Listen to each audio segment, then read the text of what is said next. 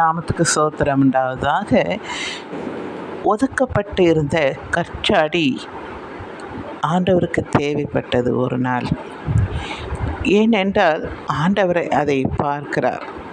நம்ம கூட ஆண்டவர் பார்க்கிறார். நம்ம எத்தனையோ பேர் மத்தியிலே நாம் ஒதுக்கப்பட்ட நிலையிலே, தள்ளப்பட்ட நிலையில் இருக்கும்பொழுது ஆண்டவர் நம்மை தேடி வருகிறார்.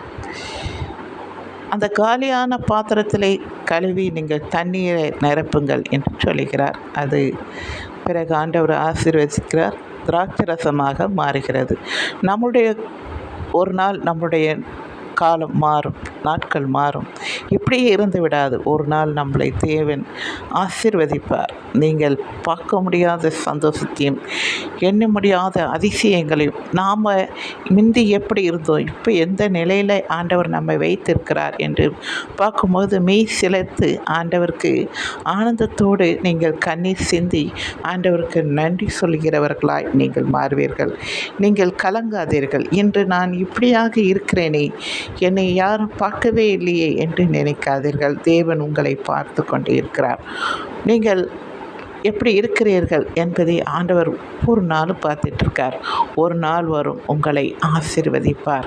மற்றவர்களுக்கு முன்பாக, புறஜாதிகளுக்கு முன்பாக நீங்கள் ஆசீர்வதிக்கப்பட்டவர்களாய் நீங்கள் உங்களை கண்டு எல்லாரும் வேக்கத்தக்க உங்களை அவிதமாக ஆண்டவர் ஆசீர்வதிப்பார். நீங்கள் கலங்காதீர்கள்.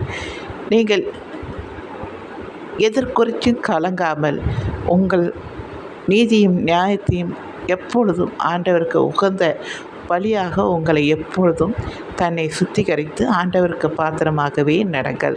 ஒரு நாள் ஆண்டவர் உங்களை திராட்சரசமாக உங்கள் காலியாக இருந்த உங்களுடைய பாத்திரத்திலே ஆண்டவர் அபிதமாக ஆசீர்வதிப்பார்.